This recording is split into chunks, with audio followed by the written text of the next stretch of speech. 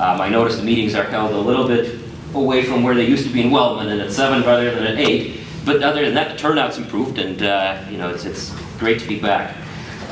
Gareth, you mentioned elections being important, and I want to underscore that. I also ran for ASUCD Senate when I was here. I also slept very little and paid attention to midterms only in a cursory fashion. Not that I recommend doing that, bad idea. But I lost by 3 votes.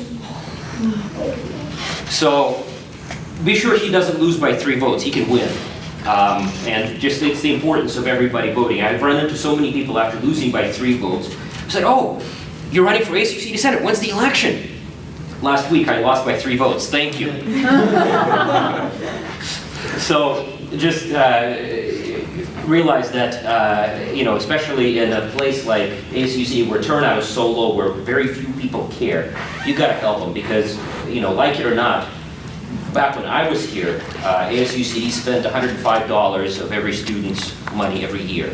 It's probably grown quite a bit, I would imagine, in the decade that I've been gone. It was a lot of money to me. It was, the cost of textbooks for a quarter.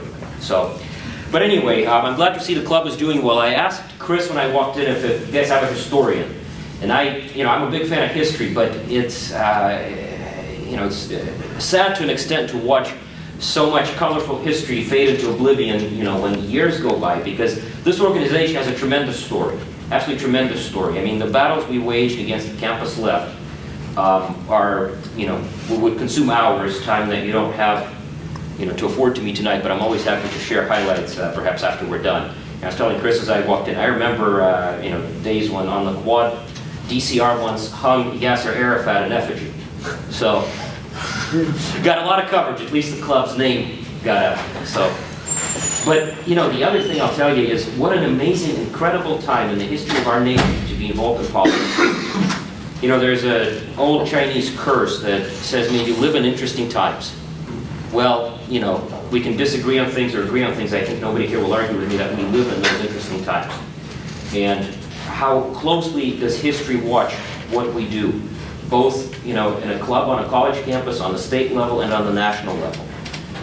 The question that is being asked of all of us is, what kind of future will the United States ask for? Because don't forget, the defining feature of the United States is that the people control its destiny. We control its destiny. We don't exist at the pleasure of a monarch. We control the destiny of the United States, and we stand at a crossroads. And the question really that's put in front of us is very simple. Do we, the people, retain sovereignty? Do we, the people, retain the source of power that we loan to government in a limited and defined fashion, and remain unique in the world? That notion of American exceptionalism that Putin was taking such great offense to in the New York Times. Or do we surrender that notion? Do we become like every other country, where sovereignty flows from government, where government has no constraints and no limits, and where government decides what rights you have and what rights it will take away from you? And that ultimately is the difference between the two forces now at work. The good news is we offer freedom. The good news is that our message is simple and happy and optimistic and prosperous. Our message is freedom. The message of the other side is government control. Government control of the most minute decisions of our lives. And guess what? The result is misery, and the result is the rationing of shortages. And here's the other thing. When I was at DCR, when I was just getting involved in politics, and to a great degree to this day, you look around and you see all of these debates going on in the halls of power and on college campuses. Some of them are very acrimonious, some of them are articulate, passionate. They're all they were all completely academic. Folks would argue over, what will the tax cuts do, or what will tax increases do? What will, be the ultimate extent of this policy or that policy? Even a few years ago, there was a great debate. Well, what would the future of Obamacare be? Nancy Pelosi famously said we have to pass the bill to find out what's in it. Well, guess what? Now we're finding out what's in it. Now the academic is becoming personal. And this is why it's a great time to be a Republican, and it's a great time to be a champion of freedom. Because people are listening. Because the debate has become very personal. They're personally affected by it. And we have their ear. Now we better offer them a platform of freedom, because that's what will resonate with them. And by the way, being on a college campus is a great place to spread that message. For that very important reason, it's no longer academic. You no longer have the luxury to sit back, read Keynes, read Marx, and say, oh, how wonderful life would be if only we had these policies. Those forces are now at work. The consequences are absolutely all around us. Let me share a couple with you. I remember my very first quarter at UC Davis. I was 16 years old. I had a job. I was very excited. I wrote the check to UC Regents for a tuition for first quarter at UC Davis. I was very proud of myself. Now I'll tell you my story of coming here from the Soviet Union, so that you'll understand, the source of pride. You know how much I paid him? Anybody want to guess?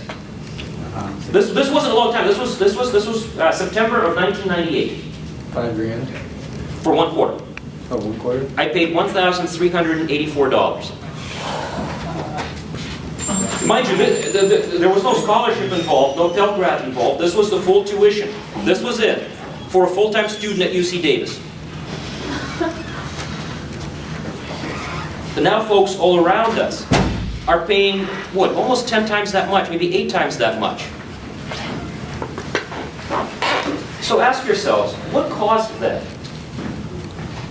It's certainly not that all of a sudden the population at the university expanded or demand for university education went up eightfold. No, it's government policy, and the results all around us. They're personal. What's the flip side of that? I graduated with just about no student loan debt from UC Davis anyway. I racked up quite a bit at law school. Everybody here is graduating with student loan debt. Some with a little, some with a lot. Chances are you run into an average student, they're graduating with a boatload of student loan debt.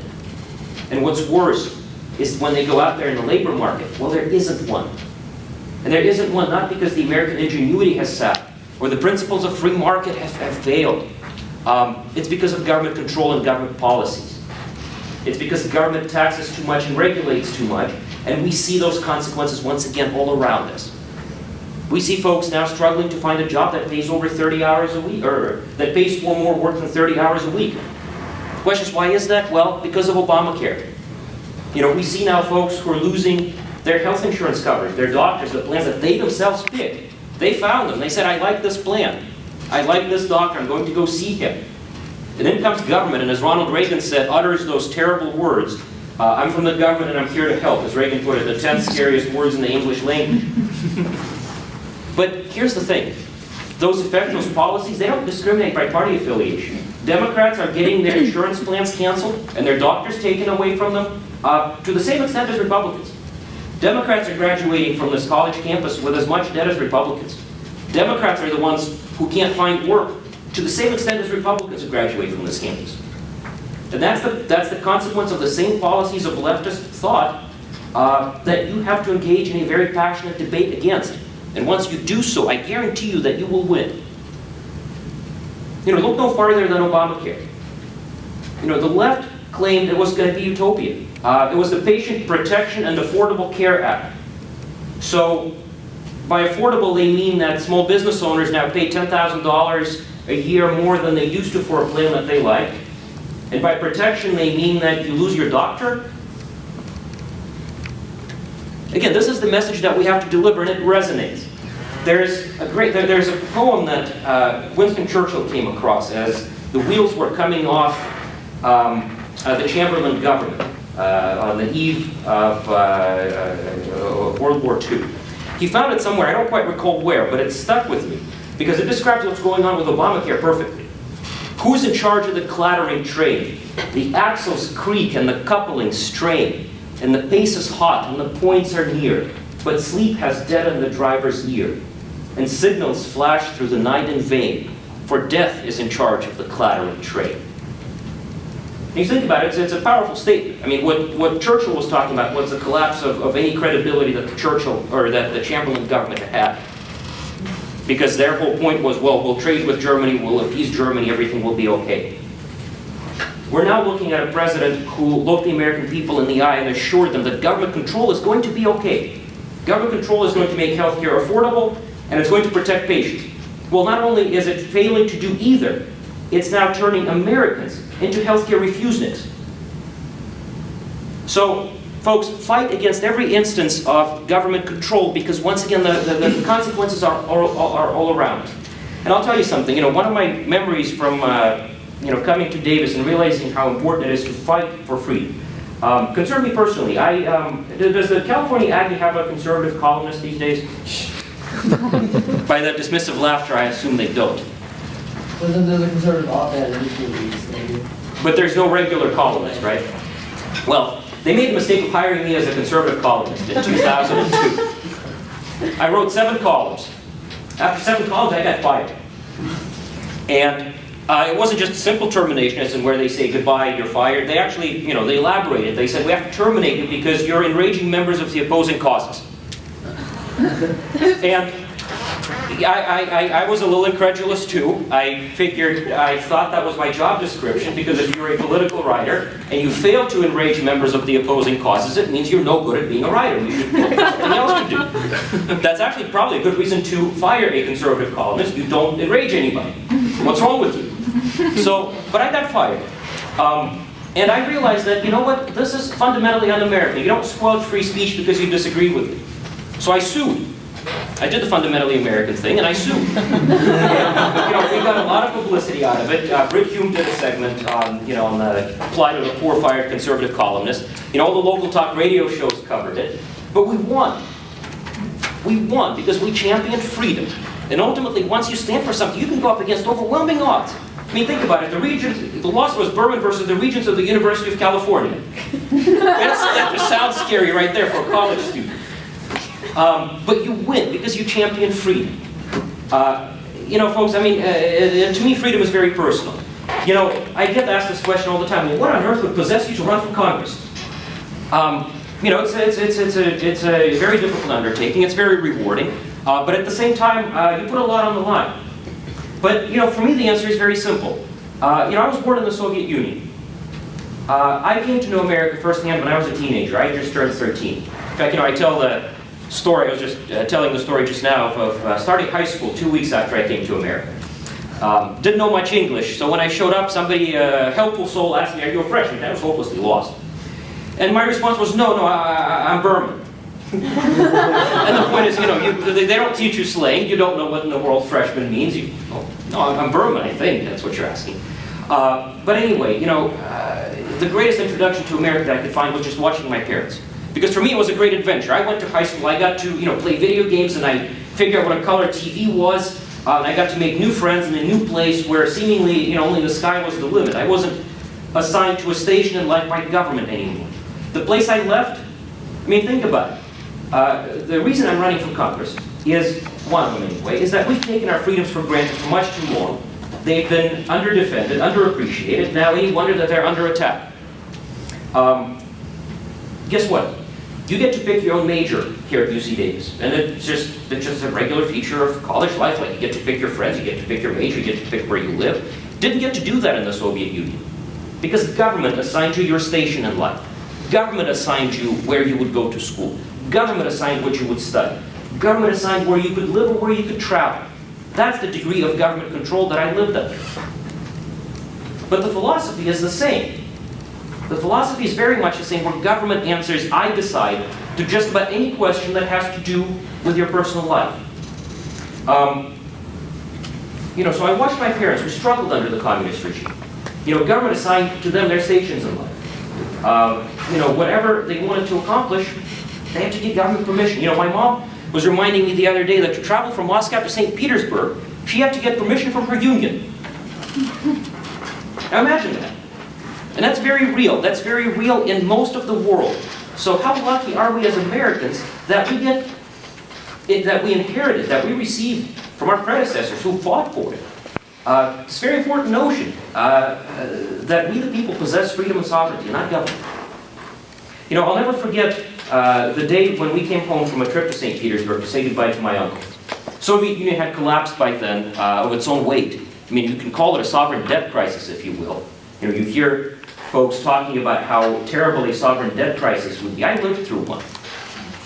When the government collapses, chaos reigns, especially in a place where government controlled every aspect of your life. One hand will give you your documents to leave, the other hand will try to keep you where you were.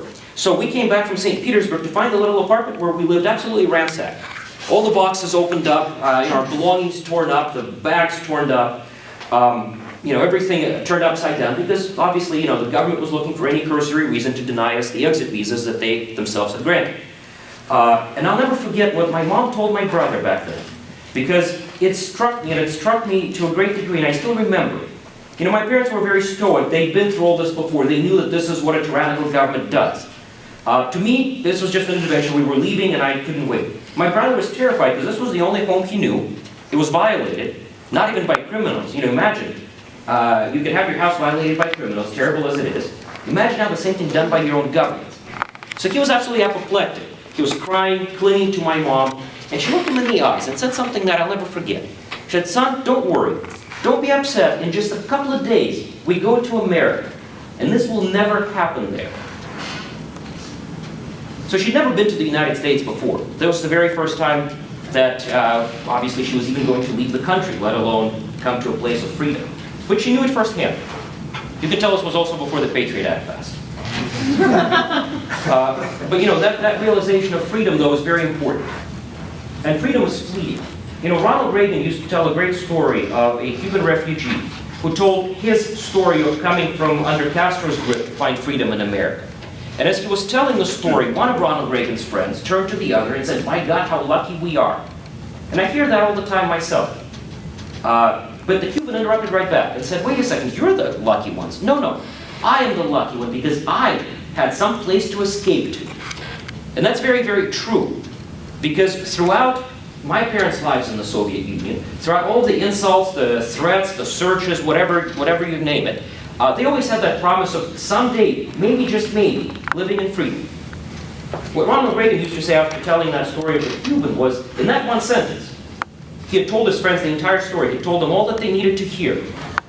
That was the real story, that he was lucky because he had some place to escape to. But this is freedom's last stand on earth. And Reagan used to say that if we lose it here, we're not going to find it anywhere else ever again. And if that's not a call to be involved in public policy to defend freedom, then I don't know what is. So, folks, the really important realization is this. Years will pass, perhaps 10, 12 years down the road, one of you will be standing here talking to the next iteration of Davis College Republicans running for office and asking for their support. Hopefully by then, history will have recorded that the American people had chosen freedom for their posterity. Because the choice really is with us, and it's an irreversible choice. And the scary thing is it's up to us, it's up to this generation to make that decision. So history has given us a very important task. And it's not a task that you turn away from lightly. Because if freedom is gone, if freedom is extinguished in this nation, we will not find it anyplace else in the world. And I'll tell you one more story. This is, to me, always very poignant, because this is really how important freedom is to an individual. When I came here, I was 13. My life was just beginning. I got to go to high school. I got to pick my classes in high school. It was a huge luxury for me, because I got to decide what I was going to study. I went to college. I majored in biology at first. I looked around and I said, well, I too, as an immigrant, can be involved in politics. So I did. I became a Democrat. Well, and you have to understand, coming from Berkeley, you had Democrats and you had communists.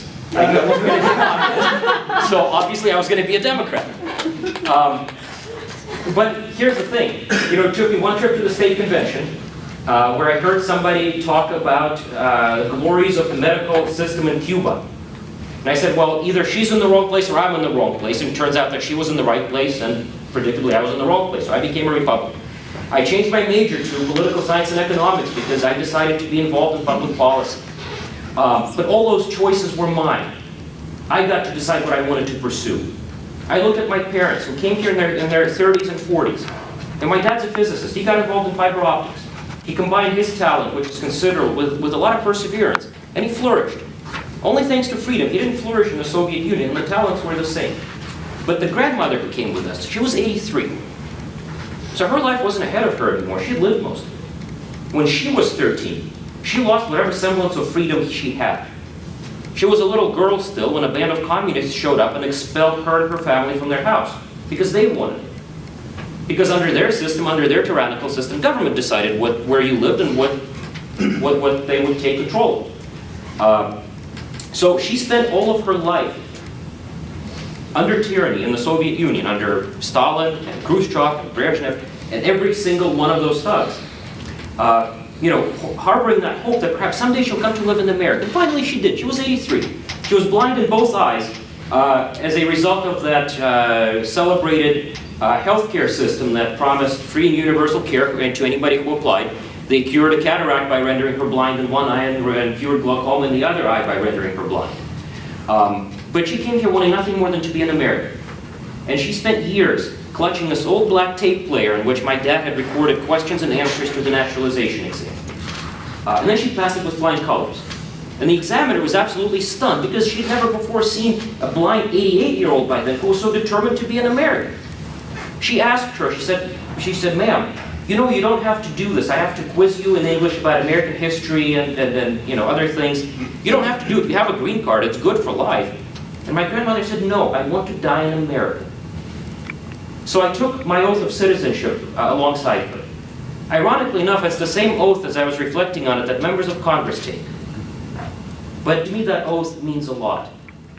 So I'll finish on the same note on which I began. I'm running for Congress because my parents risked their lives so that I and my brother could come here and live in freedom and flourish. And we did. So if they would risk their lives to get us to a place where freedom is the cornerstone of its public policy, how can I not dedicate my life, especially at a time when that freedom is so greatly challenged, how can I not dedicate my life and to preserve it for those who are yet to come, be they Americans by birth or Americans by choice?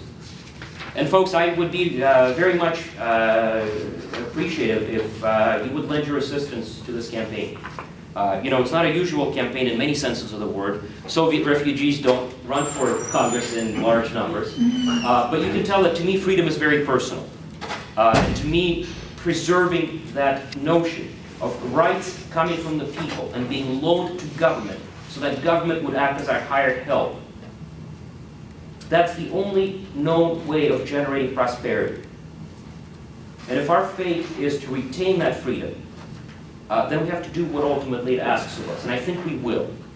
And I'd be forever in your debt if I could have your assistance on this campaign.